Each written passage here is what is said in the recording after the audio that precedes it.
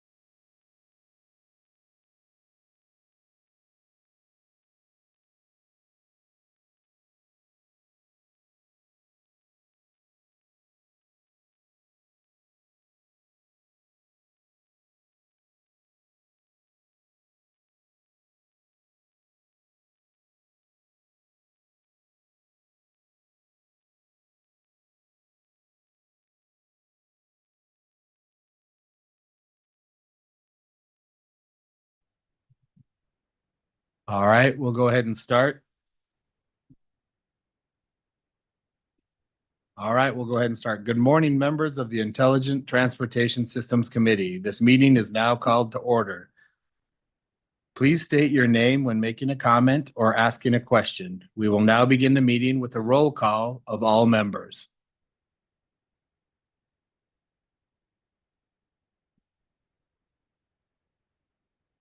Thank you, Mr. Chair, member of the Intelligent Transportation Committee. This is a roll call for quorum.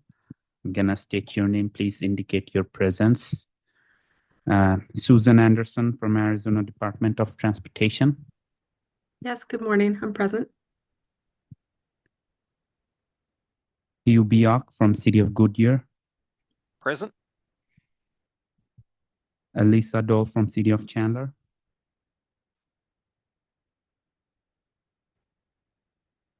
Albert Garcia from City of Surprise.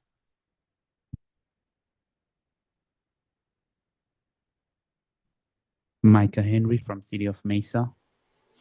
I'm here. Good morning, everybody. John Huang from City of Scottsdale. Present.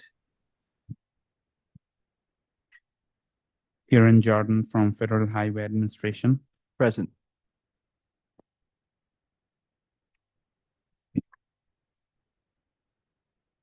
Ruben Lopez from City of Glendale. Good morning, this is Jose Gutierrez with the City of Glendale, filling in for Ruben today.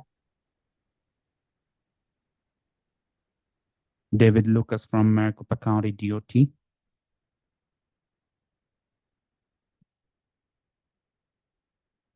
Sergeant Craig Martin from Arizona Department of Public Safety.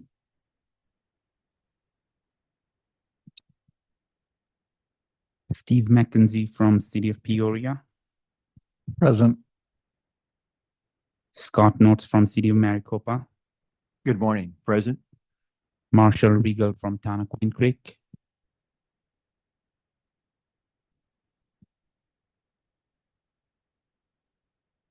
Raquel Scats from City of Apache Junction.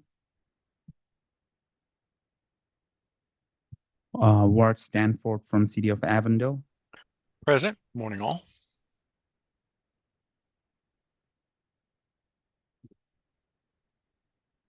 Mike Sutton from Town of Gilbert. Here. Ellie Volozin from City of Tempe. Present.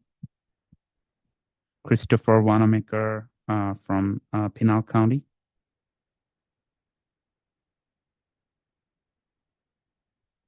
Tessa Wessel from City of El Mirage. Here. John Willett from City of Buckeye. Present. Dr. Ju Song Ju from Arizona State University. Marty Ziek from Valley Metro. Present. Are there anyone that I missed? Hi, this is Alyssa Dahl from City of Chandler. I joined late. Thank you. With that, Mr. Chair, the roll call concludes and we have a quorum. Thank you. Thank you, Mohammed. Our next item is a call to audience. MAG provides the opportunity for the public to comment on items that fall under MAG's jurisdiction that are not on the agenda. Informational items or items on the agenda for discussion and not for action. Members of the public are invited to submit written comments via the MAG website. Any comments received 2 hours prior to the meeting have been shared with committee members in advance of the meeting for consideration and will be included in the formal meeting minutes. Staff, have we received any online written comments for the call to audience? Thank you, Mr. Chair. We have not received any online written comments for the call to the audience. Thank you. This item, now we'll move on to item 3. This item is on the agenda for information and will be presented by Jeff Jank, MAG Senior Transportation Project Manager. Good morning, Mr. Chair, member of ITS committee. There are 3 items on my report today. The first one, as usual, I would like to introduce Kieran Jordan of the Arizona Division of FHWA to provide an FHWA update. Thank you, Jeff. Good morning, Mr. Chair, members of the committee. Today, I've provided a list of the upcoming grant deadlines that have previously been announced by USDOT. They are the SMART grant, the ATIIP grant, the CFI grant, and the SS4A grant. In the interest of time, I've left the slide brief just to keep the deadlines there, and I can send out more information via email if you need more information. If you'd like to be added to my email list, please let me know as I send out periodic updates about the grants and more information about webinars when they are available. I would also be happy to answer any questions if you want to email me as well. And I would also just ask if there are any particular updates that you'd like to hear from the federal side, please let me know. Feel free to talk to me or send me an email, and I'd be happy to get you that information. That's all I have. Thank you, Kieran. The next item that I would like to provide a quick update on the 2023 and 2024 projects. I'm happy to report that there were 2 projects in TSOP 2023 that was completed thanks to the agency's help. I mean, Scott, you kind of started your position in the middle of the project and you pick up the ball and help us complete this. Also, Buckeye and the other one being no, just a Buckeye. Thank you. Right. The other project that's ongoing is the Connected Vehicle Regional Strategy Study. I'm happy to report that we are at near completions. The remainder of the work is the development of the strategies, and as of 2 days ago that we have received the draft report is under review, so it's moving along. Then finally, the FY 2024 TSOP project, that there were 5 projects that will need to be carried forward to the next fiscal year because of the unforeseen issues such as the construction events preventing us from implementing the timing plan or conducting the before-after evaluations. But most of those, the work in those projects are done. We're just waiting to finish it up. Next slide, please. We have our finale of the Connected Vehicle Regional Strategy Study. That is the final workshop that took place May 16th. It's well attended, as you can see in the picture. In that workshop, we have the group discuss the draft strategies in the 5 areas as listed in the slide. And we find the purpose of the workshop is to solicit your input on these draft strategy before we write it into the final documents. And so the current projections of the completion is September 30th. The next item is actually not on the agenda that I want to report to the committee that this would be my last ITS committee meeting, that I have accepted an offer for the next chapter of my career. And I want to express my gratitude working with this group of brothers and sisters. I think we are more than a committee, that we learn so much from each other, from the operations and all that. And of course, the programming part is good. We're getting actual funding to do the projects. But before I get too emotional, I just want to thank everyone for the opportunity to work with you. Thank you. Thank you, Jeff. You will definitely be missed, and hopefully we'll still see you around every once in a while. And hopefully you still are welcome to participate on any, regional committees and stuff, I'm sure as well. So, all right. With that, if no one has any questions for Jeff, we'll move on to item number 4. Our next item is the approval of the meeting minutes. Does any member of the committee have questions? This is just a short pause. Hearing none, prior to approval of the meeting minutes, there is an opportunity for members of the public to comment. Staff, have we received any online written comments for this item? Thank you, Mr. Chair. We have not received any online comments for this agenda item. All right, with that, is there a motion to approve agenda item number 4? So moved. All right, we have Scott Nodes. Do we have a second? Mike, this is Micah with City Mesa. I second. I'm sorry, Micah, but Steve beat you to it. So, but you can third it. He's good. I'll give it to him. All right. We had a motion from Scott Nodes and a second from Steve McKenzie. We will have those participating in the meeting take part in a voice vote by turning on their cameras and unmuting their video. We need to see the faces of everyone to participate in the voice vote. For those who cannot or do not want to turn on their cameras, staff will conduct a roll call vote. Staff will only call those virtual participants who did not turn on their cameras. Members, please leave your cameras on until after the roll call so that staff can count the people's names whose cameras are not on. Can I have a voice vote? Those in favor say aye. Aye. Those opposed say nay.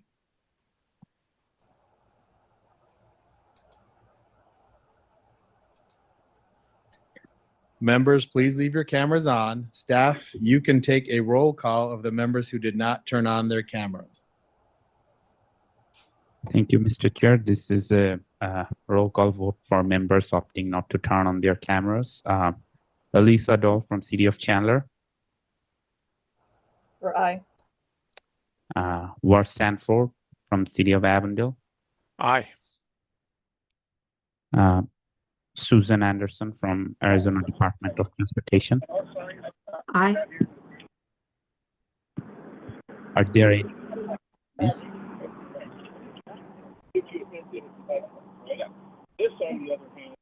With that, Mr. Chair, concludes the roll call for this item. Thank you. We'll move on to number 5. This item is on the agenda for information and will be presented by Jeff Jenk, Senior Transportation Project Manager, and that's on FY 2025 traffic signal optimization projects. Thank you, Mr. Chair, member of ITS committee. The FY 2025 traffic signal optimization projects are around the corner. As we remember that we're still working on the 24th. It's $500,000. Well, next slide, please. There are $500,000 set aside for this projects every year. So we're looking at tentatively the release of the call for project in August. And the project presentation will follow on September 4th. Is the regular ITS committee, now that we are going bi-monthly. Then we will evaluate and review the evaluation results on October 2nd, which is a special ITS committee meeting. Then we're looking at the MAC policy committee's approval in December timeframe. The overall timeframe look for the consultant assignment in January of 2025, but as you could see that there's an asterisk associated with that item because our plan is to use the new ITS on-call for this next wave of the TSOP project. Then, as usual, we're looking at the project kickoff sometimes in February timeframe. Next slide, please. Well, I want to take the opportunity to review this. Most of the members are very familiar with. The call for project will include the 3 types of TSOP projects. When it comes to synchronizing the traffic signals, the first type is traffic signal retiming that will look at the entire corridor, all aspects of it. And typically, you will have a field review. We're looking into the cabinet and looking at any, prerequisites needed to be fixed before we retime the signals. And there will be data collections. And again, this is 1 day worth of data collection. We've been looking at this, trying to address that in the future. I know the data collection is key.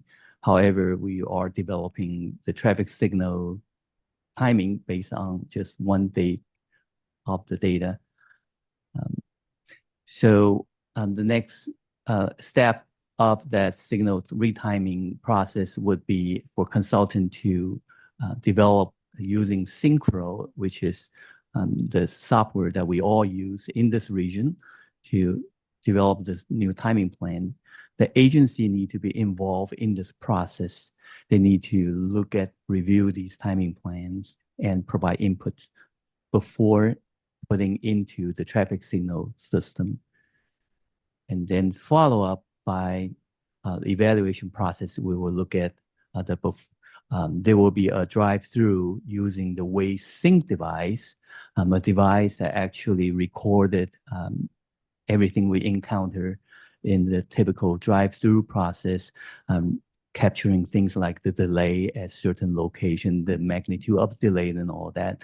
And those data will be utilized to further fine-tune and finalize the traffic signal timing.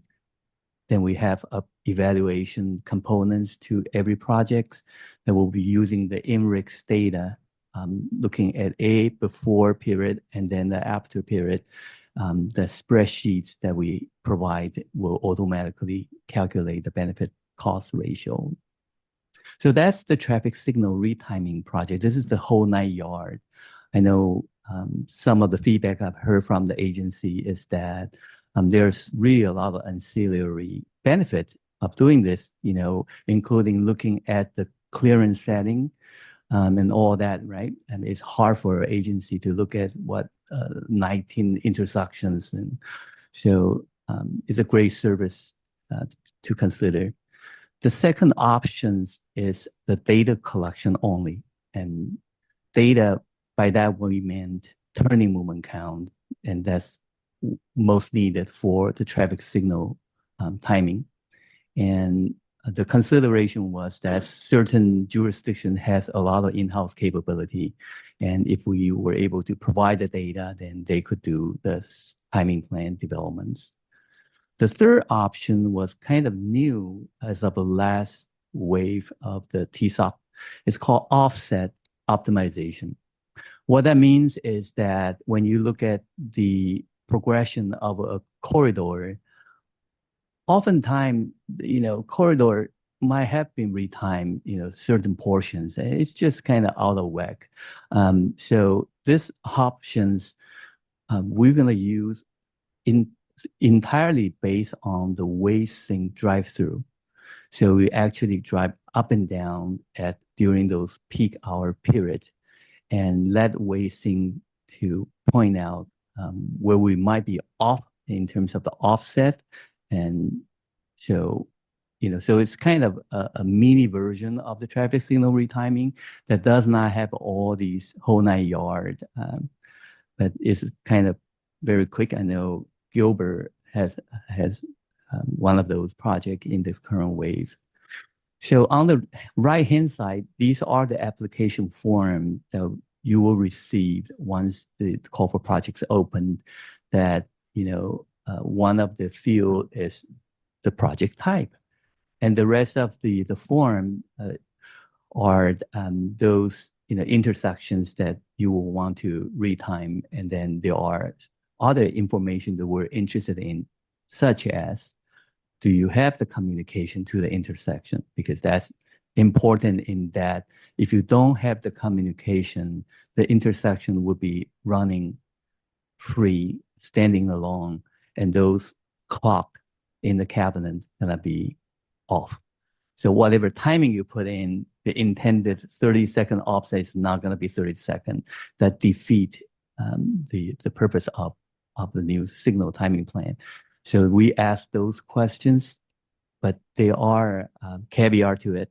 If you don't have the communication, you could still do a TSOP, but you have to commit to adding a common time reference. By that, I meant add a cheap GPS receiver to the cabinet. And the GPS always provide you with that deadly accurate time references, right? So these are kind of prerequisites, and you're probably already very familiar with in the last go around. And then this form will also automatically calculate the estimated cost based on number of intersections, as well as number of timing plan period, whether you want AM, midday, PM, and weekend, and that's 4. So these are the multiplier to the cost. And so this is the project type. Next slide, please. Now, this is the reminder. Things, we talk about the time references that's critically important. But in the past, we knew that it's just not as straightforward, even you try to add to it. I know one of our projects, we found out that the time clock does not work with the GPS receiver. I have to upgrade the controller itself and all that. That added a lot of delay to the project. So please be cognizant of those when you commit or apply for these projects. Other things, it's not exactly within our control, as we found out. That is to avoid the major traffic signal improvement project. By that I meant if your current signals is only permissive, and then you're considering adding a protective left turn arrow to it, don't do the TSOP, because you will have received or waste all the resources developing something that's for permissive. So that's something to consider. Finally, that is even out of everyone's control. That we said, well, avoid construction, but if you work in the local jurisdiction, those things just gonna pop up. But that was the cause of a couple of delayed of our previous or ongoing TSOP project. And so that is, I think, my last slide. This is kind of a quick overview of the TSOP, and I'd like to encourage agency to consider that, because we're going to have plenty of time, about 1 month that's in the plan for you to propose. And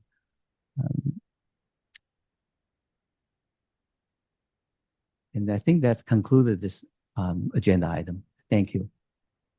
Does anyone have any questions for Jeff on what he's presented? All right. Well, I appreciate everyone's work, and it is a benefit, I know, at least to Gilbert every year to get these done. when we haven't touched something for some time, and sometimes it may come out, which is, what we were doing on this last one, just trying to optimize offsets where it's like, hey, what we had is pretty dang good. So that's still just a confirmation, and so it still is beneficial if someone asks, it's like, yes, we did look at it and here it is again. So, all right, we'll move on to our next item, which is item number 6. Red light running behavior at traffic signal clearance times. This item is on the agenda for information and will be presented by Puya Jalali from the University of Arizona. So welcome, Puya. Go ahead and get set up or whatever. Oh, here comes your clicker. Make sure you turn that on. Thank you so much, Mr. Chair. Good morning, everyone. So I'll talk about the introduction and background of this project and how we selected the cell sites, how we collected the data, and our experimental design and the results. So as you might have known, red light running is a big issue at signalized intersections.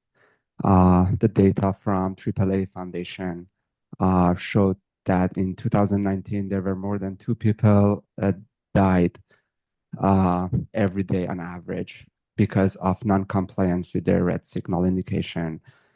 The data from 2022 showed us there was a 58% increase in red light running crashes that have killed people compared to 2021. Also, other data showed that the red light running resulted in serious injury crashes or fatality crashes. So it is a big issue in our cities and signalized intersections. So this is the same for City of Phoenix. So they reached out to us 2 years ago and asked us to do a literature review for them first. So we did a literature review about the countermeasures for red light running. There are enforcement countermeasures and engineering countermeasures. Enforcement countermeasures can be putting red light camera or put a police citation, tickets. But we focused on engineering countermeasures. So engineering countermeasures can be like pavement marking or warning drivers in advance or modifying signal timing parameters like yellow intervals and all red intervals. So given that said, the IT 2020 guidelines it was released in 2020, March of 2020. So they introduced a new equation compared to the previous version of the guidelines. So they called it extended kinematic equation.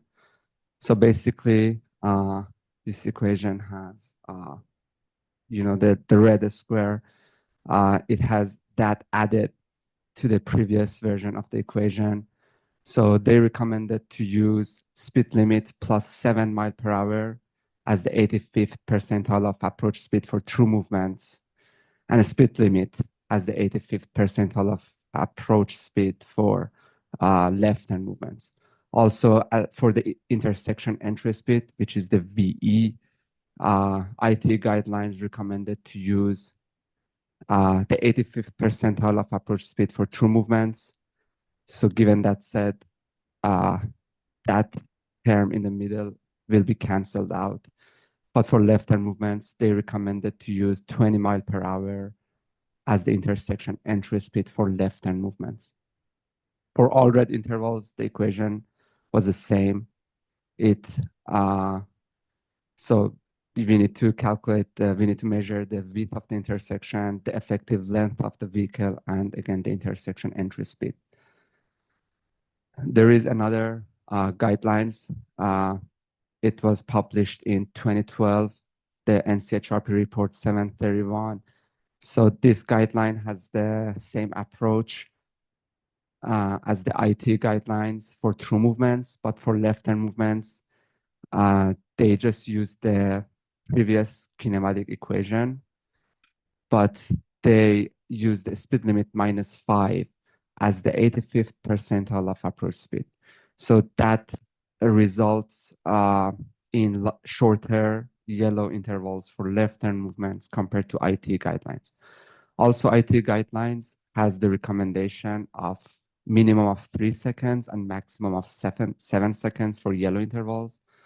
But for the NCHRP report, as you can see, the authors did not find any suggestion for the minimum or maximum of the yellow intervals. So with that, we selected 12 intersections within the city of Phoenix based on the crash frequency, crash severity, and infrastructure feasibility. So there were some intersections that needed they had some problems with conduit capacity or some other limitations that we couldn't put the camera up there. So we selected 12 study sites. We used MyoVision 360 camera, the fisheye camera. We put them up there. So the video-based data collection gave us the red light running incidents as well as the turning movement counts and signal, the high resolution event-based data from the signal controller. So the red light running incidents were collected. We could get the red light running that happened during all red, as well as the red light running happened after all red, as well as the yellow light runners. So after that, we calculated the yellow intervals for true movements and left turn movements based on IT guidelines. So as you can see, for the 12 intersections, we have calculated the newly calculated intervals, as well as the intervals that were already implemented within the city of Phoenix. So for true movements, most of the cases, the difference between IT guidelines and city of Phoenix standards, it was around 0.5 seconds. For left turn movements, it was more. So for left turn movements, as you can see, we calculated based on IT guidelines as well as NCHRP report, but this study focused on IT guidelines. So we did not implement the NCHRP guidelines. So you can see based on the speed limits, we calculate the intervals that were already implemented in the city of Phoenix were 3 seconds for all left turn movements. So we calculated based on IT guidelines, we saw we had to increase the yellow intervals for left turn movements up to 3.2 seconds. 45 miles per hour was the highest speed limit that we had in our study sites. So you can see the NCHRP guideline, it results in shorter intervals than ITE guidelines. So it takes more conservative approach than IT guidelines. Also, we calculated the red clearance intervals for true movements and left turn movements. So for true movements, there was not much of a difference between the IT guidelines and whatever was already implemented. But for left turn movements, we calculated the all red intervals again. You can see 1 second for all the left turn movements. As the all red interval, we calculated the new one, and we saw we had to increase even the all red intervals by 3.4 seconds at even some intersections. So we started the phase 1 of this project. The phase 1 focused on yellow change intervals only, and then there was a follow-up phase focused on all red intervals. So we developed the experimental design to capture all kind of driver behavior with the red light running. So out of those 12 study sites that we selected, we put 3 intersections as the control sites and the 9 remaining intersections as treatment sites. So the 9 treatment sites, we divided them into 3 categories.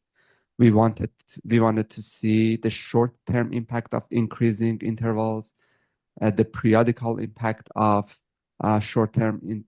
increasing the intervals, and also the long-term impact of increasing the intervals. So the 9 treatment sites, we divided them into 3 groups of 3 intersections as incremental sites, where we increased the yellow intervals incrementally. The periodical sites, we wanted to see the short-term impact of increasing yellow intervals. So we switched between old and new intervals periodically every 2 weeks. And the long-term sites, we had 3 long-term sites where we implemented the new IT guidelines at those study sites at the beginning of the study, and we didn't change the timings. So we started the study in November of 2022, and the phase 1 of the study, it ended in February of 2023. So this is just an example of what we implemented. So we had 3 control sites. We didn't change the timings. We had 3 incremental sites. You can see, for example, intersection number 2, the baseline yellow interval was 3.6, and the IT guideline calculation gave us 4.1. So we increased the yellow intervals incrementally, 0.5 seconds at each increment, and each period is a 2-week period. Periodical sites was to investigate the short-term impact of increasing yellow intervals. So for example, intersection number 1, the baseline yellow interval was 3.6. We increased that to 4.1. Then we are just reverted back to 3.6, period 2, and period 3, 4.1. And for long-term sites, we increased the yellow intervals at the beginning of period 1, and we didn't change it. We wanted to see the long-term impact of increasing yellow intervals on red light running behavior. So the results for true movements showed us for incremental sites, we can see starting from period 3, we were able to observe the significant reduction in red light running. For the periodical sites, we saw that for those periods with longer yellow intervals, the red light running reduced significantly compared to the periods with shorter yellow intervals. And for the long-term sites, we observed that increasing the yellow intervals significantly reduced the red light running.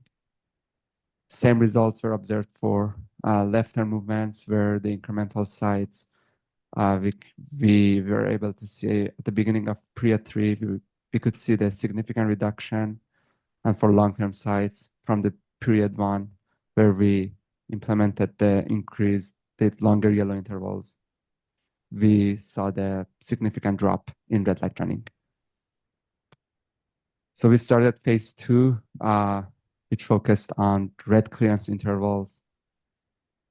So as I mentioned, the difference between the City of Phoenix standards and the IT guidelines for true movements, it was not that much of a significant. So we focused more on left-turn movements for studying the red clearance intervals.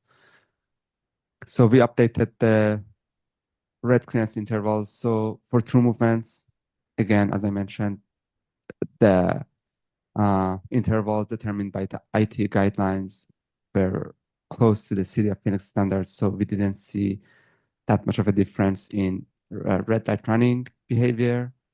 But for left-turn movements, we got to see with the increase of all red intervals, either the red light running increased significantly, or there was no significant reduction or increase in red light running. So that does make sense, because when people try to make a left turn and they know they have more time before the conflicting approach start moving, so they just tend to run the red light.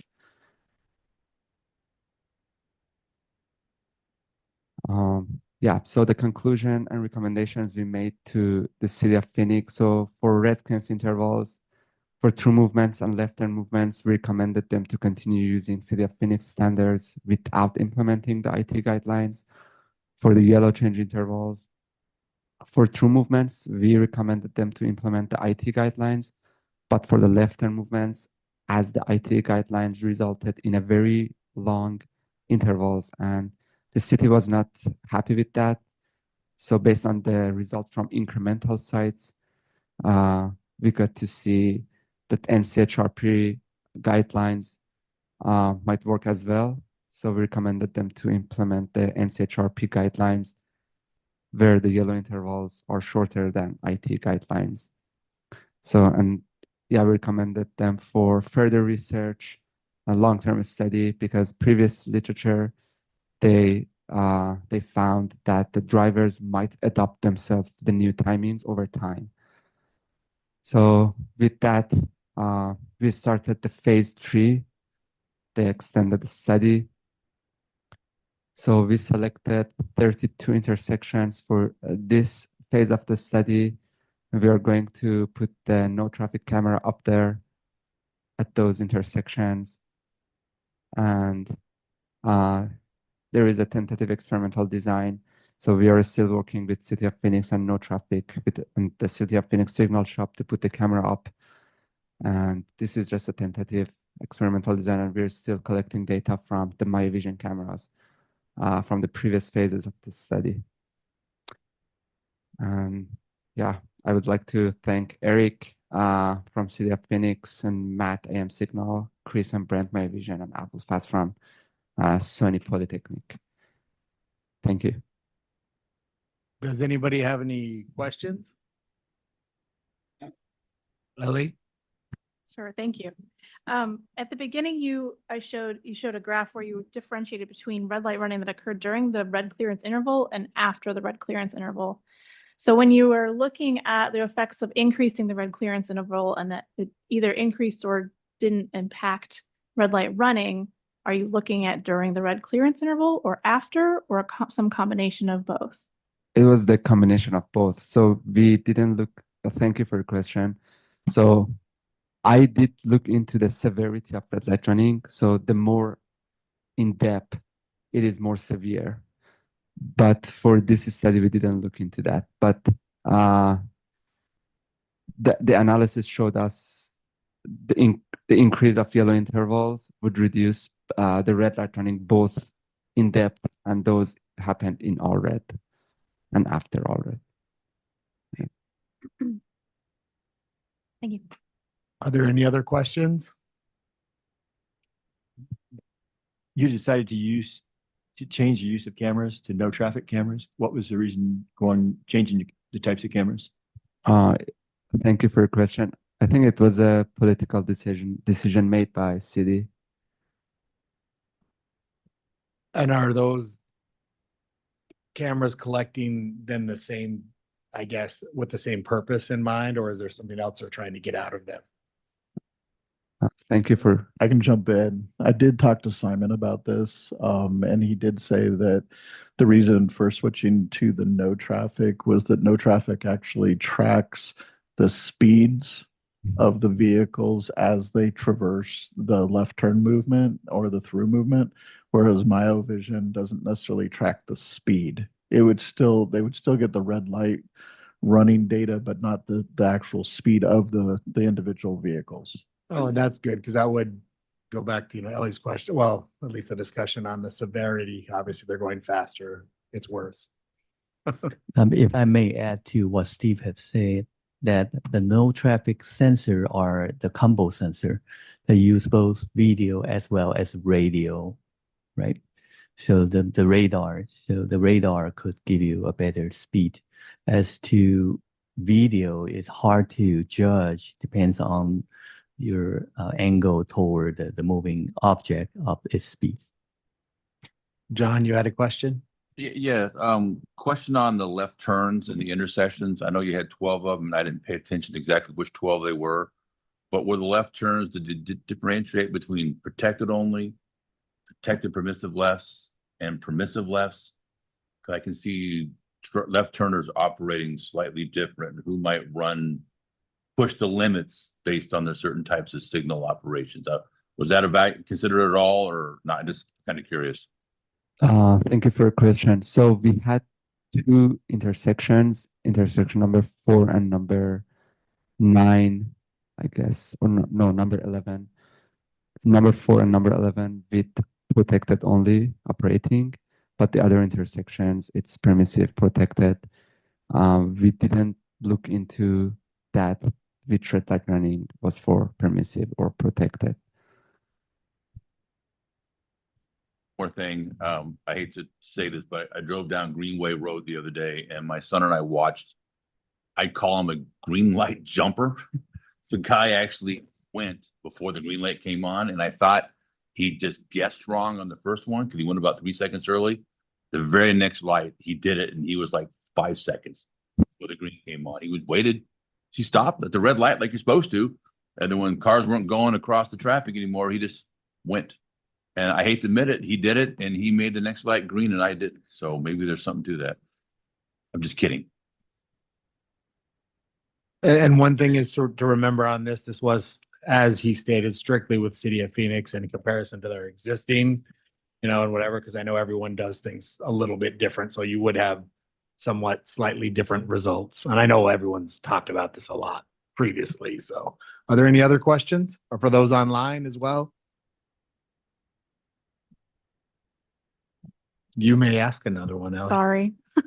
Any This that you might like. be more of an operational thing for Phoenix, but so when the yellow and all red sum results in a decimal, is there, and then so your PED walk and PED clear doesn't typically result in a decimal. So I'm assuming they're rounding kind of up to get their, the PED clear goes off and then there's a couple like fractions of seconds where it hasn't turned yellow yet. Do you know if they're doing any rounding to kind of correct for that, or is it they're just letting it be?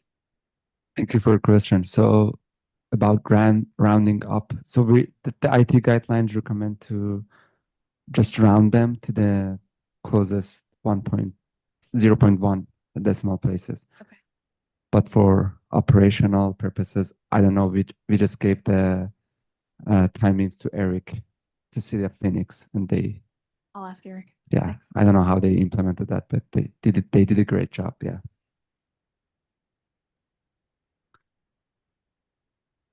All right. One more call. Are there any other questions before we move on? I do have a question, John, with the city of Scottsdale. Going back to the two detection systems that they are switching, Steve, you mentioned that no traffic tracks the speed. Does AM signal or MyoVision has the capability of doing that as far as programming? I feel like the speed is more about detection zones. You have a departure or approach detection zones, and then there's a stop bar detection zones. You're probably able to capture that. Do you know? Honestly, I don't. We just installed our first MyoVision last week. So I'm not really familiar with that. I just know that the no traffic had, as Jeff alluded to, it's a dual system. So it's video and radar. And so they're not relying on the video side of it for the no traffic system. Okay, sounds good. Thanks. But technology-wise, John, that is possible with the tracking that they do, even with the video, to get some kind of trajectory or estimated speed. I've seen some of them do that, whether it's MyoVision or not, I don't know, but I would imagine so. Yeah, that's what I'm thinking. I mean, many years ago, right? How do we pick up the speed? We do the tubes, 2 tubes, right? The spacing and stuff like that to get the speed. I would assume that it's the same with the approach or advance or departure detection zones. But I'll talk to Matt more about that. Sounds good. Are there any other questions before we move on to item number 7? And it's okay if there are, don't be shy. All right, well, thank you so much, Puya, for the information and for presenting, on that. And for those who ask questions, thank you for that as well. So we'll go ahead and move on to item number 7, which is on my back page here. Are there any requests from the membership for an item on a future agenda, such as presented on City of Phoenix? If anyone has anything that they know that's going on or they have a question about, please make a suggestion now. Hey, Mr. Chair, this is the City of Goodyear would like to request. Looking back through the ITS committee in 2016 and 2018, there was 2 different emergency vehicle preemption studies that were done. And what the City of Goodyear would like to request, not asking for a full-blown study, but asking for an update, particularly looking at the 2016 study, focusing on like 4 different areas regarding preemption implementation, encoding by system of agencies in the MAG region, the users of the system, and compatibility between systems. Those are like the 4 highlights, and I can summarize that in email if you prefer. But just looking to get an update on that. Again, not a full-blown study, but just kind of, if you want to call it, an informal survey of other MAG agencies, what they're doing and how they're using preemption in the valley is what we're requesting. Jeff, can you get that done before you leave? Absolutely. By Friday. Hugh, I can annotate to your request here. I was the consultant that did these 2 studies back in 2016 and 18. The EVP is of regional importance in many ways that these are the first responder that requesting the preemption from the traffic signal. However, the implementations to date has been done by each jurisdictions, and there are several options in terms of the selection of the system. As such, these system only work with your own vehicle within the jurisdiction, but the overall first response community, they are based on the mutual aid, meaning they will be dispatched frequently outside of their jurisdictions. And so that 2016 study, the motive was to look at the regional practice, what each agency were doing, what they deploy, and as well as how they configure their system, and that affect the compatibility. But there has been a lot of changes since 2016 when we did that study. The majority of these systems were still optical-based, Opticom system. But the last 7 or 8 years, so many things changed that we know Glendale got a TIP project, and they have an Amtrak system, and that also got deployed in the streetcar in Tempe, right?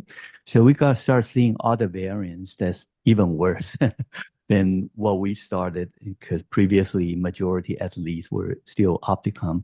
But there are big shifts in the industry now. The Opticom for sure will be obsoleted, but there are so many other competing, including these new federal grant that the region is getting, that is based on the connected vehicle 5.9 gigahertz versions, which is can be considered as another variance to add to the complexity of the issue.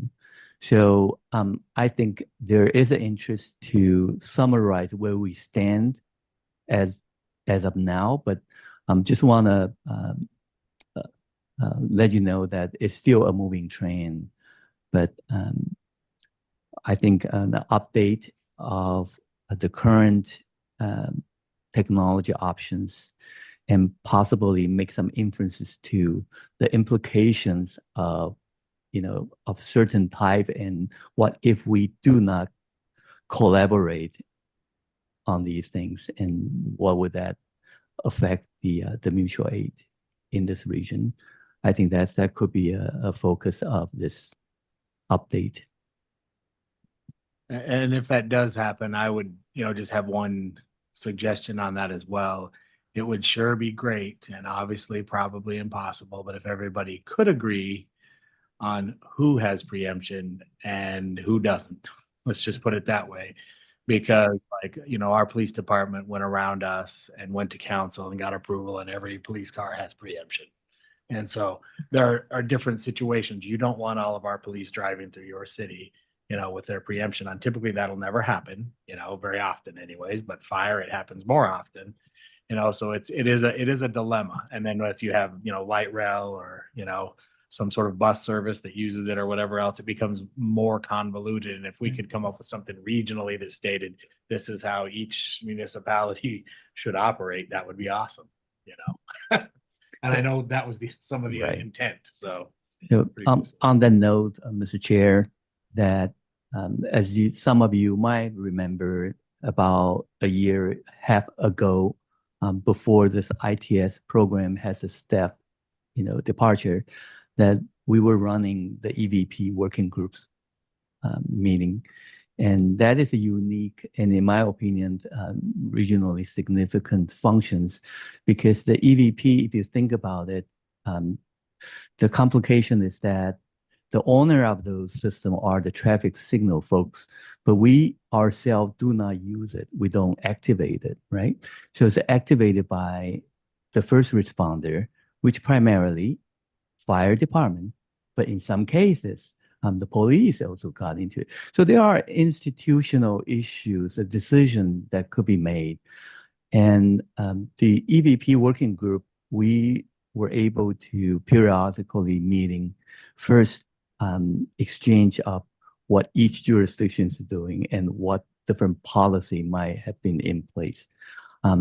Other thing that we used to look at with the EVP working group is, are there technological solutions to help out? And without going too much detail into it, I mean, there are these cloud-based EVP does not require the hardware implementation, and arguably could be adding on top of these existing legacy hardware system.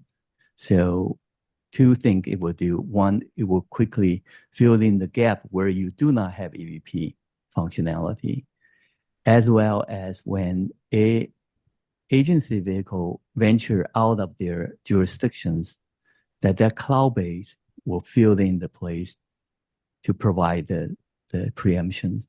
So, I mean, there are a lot of interest in that, but I hope that in the future we could pick up this EVP working group, because it is really beneficial and it's very informative for this. Thank you, Jeff. Is there anyone else that has any comments on that they'd like to discuss, or on another future item that they'd like to suggest?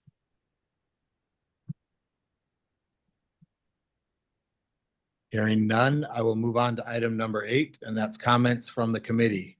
Are there any comments or announcements from the membership? Mr. Chair, I do have an update. So kind of a good segue from the previous conversation. So the City Surprise did also receive a tip project for a GPS-based EVP, and we have moved, as of this week, moved forward into the implementation of that. We've got 5 apparatus that are currently outfitted. One is actually in service right now.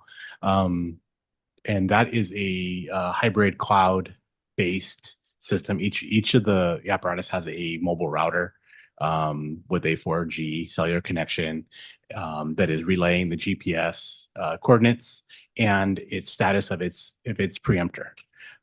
Essentially using very similar to the M-Track system, where it's utilizing a geofence around a signal. It's using that information to then relay NTCIP commands through our central system, which is KITS, and then issue that preemption command to the signal. We've done some pretty significant testing with just non-emergency vehicles. And there are still some more fine tuning to do, but we are getting to the point now where this is, the real world use of this system is being implemented as of this week.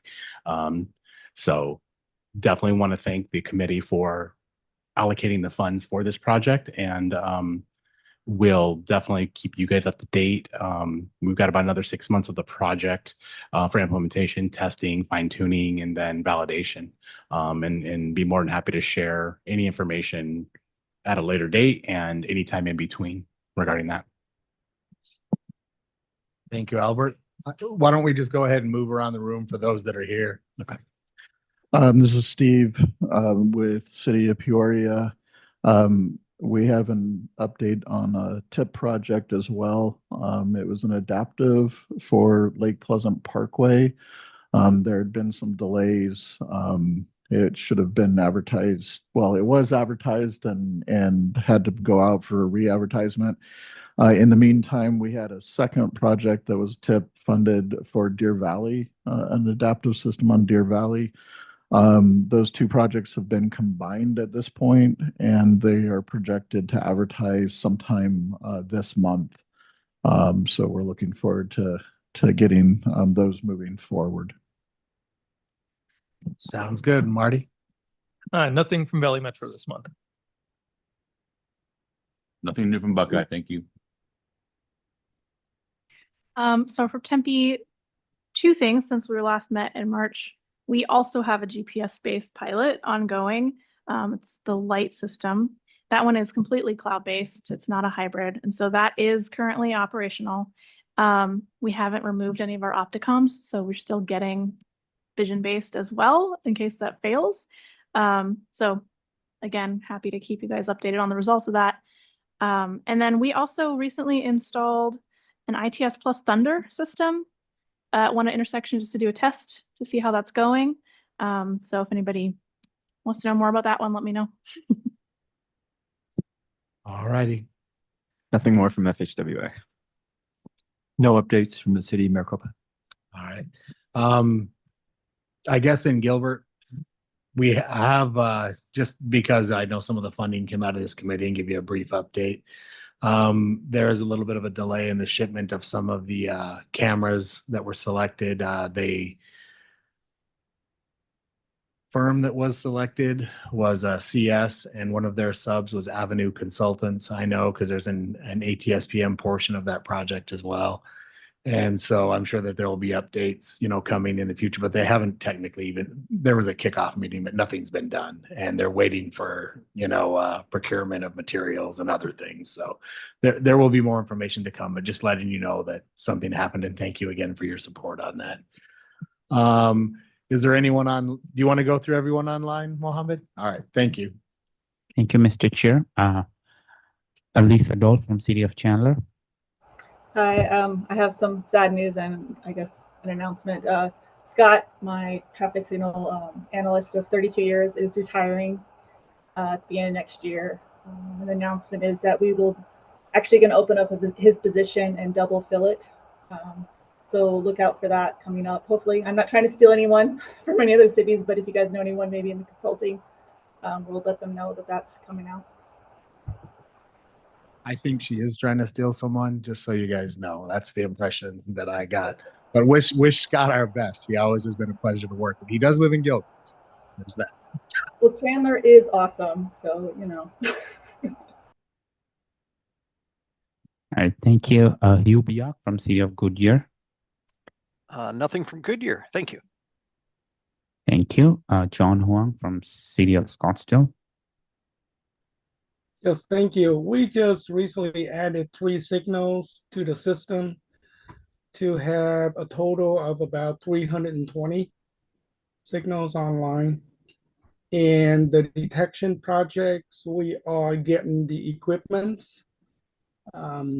ready for a contractor. We are putting out a bid for a contractor to remove and replace the 75 detection systems plus the 37 traffic signal cabinets. So I'm excited to have those installed and more toys to play. And that's all I have. Thank you. Thank you. I have John Kraft as proxy for Christopher Wanamaker from Pinal County. Yes, good morning. I have no updates for Pinal County. Thank you. Micah Henry from City of Mesa.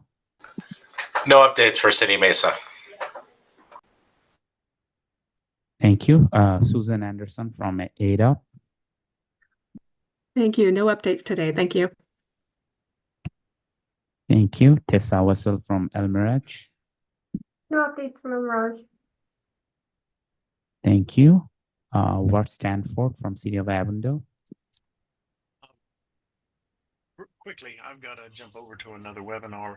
I don't have any updates from the city, but I just want to say good luck to you, Jeff. I hope your new adventure is enjoyable and rewarding. And we're going to miss you here. You did a lot of great things, getting us money, leading the group, and providing resources and studies and such along your time. So you'll be missed. Take care. Thank you. Are there anyone that I have missed? Yes, with three young ladies. Say from Queen, we're on this year 12 signals, and 5 we'll have 100% of our signal broadcasting span data, and leadership. You got to add another another pet. So our trail be almost clean from 3. Hey, Marshall, I'd suggest you guys work on your phone before you work on your other communication. I'm just kidding, but it was hard to hear everything you were saying, but I did hear some of it. I will be sure to tell them.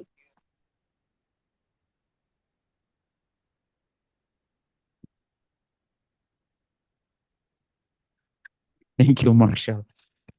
So that concludes everyone attending virtually, Mr. Chair. All right. So with that, we'll move on to item, I guess we'll call it number 9, adjournment.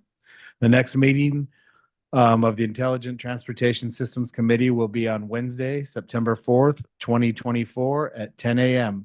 With no further business, today's meeting is now adjourned. Thank you all for attending.